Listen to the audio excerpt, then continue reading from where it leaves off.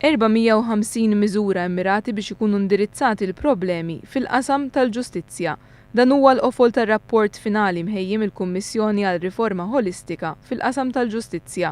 Uħud minn dawn il-miżuri se jwaslu biex il-ġudikatura tkun aktar kontabbli għal emila. Fil-fatt ir-rapport jgħid li l-Prim Imħallef se jkun f'pożizzjoni li jiġbed l-attenzjoni tal-imħallfin u l-maġistrati dwar l-imġiba mhux xierqa. Jipprovdi wkoll għal penali li jkunu imposti fuq l-imħallfin u l-maġistrati f'dawn il-każijiet.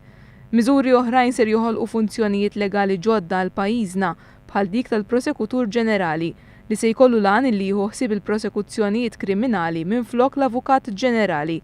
Rwol ieħor propost huwa tal-ġurista illi mistenni jkun qed jassisti lil ġudikanti fl-immaniġġjar tal-kawżi. Iżda bla dubju l-aktar miżuri li jispikkaw huma dawk direttament immirati biex jillimitaw id-dewmien fil-qrati. Fosthom hemm miżura li tgħid li l-kawżi ċivili għandhom jinstemaw bħal ġurijiet, fis-sens li la darba jibda s-smieħ tal-kawża trid tingħata sentenza fi żmien qasir. Ir-rapport finali jgħid ukoll li jekk il-ġudikant ma jagħtix is-sentenza fi żmien 6 xhur minn meta l-kawża titħalla s-sentenza, l-istess ġudikant jista' jkun suġġett tal-azzjoni dixxiplinarja. Fi kliem l-imħallef Giovanni Bonello li mexxa l-Kummissjoni għal riforma holistika fil-qasam tal-ġustizzja, il-miżuri proposti huma żerrija illi hu jittama illi jikbru u jħallu l-frott.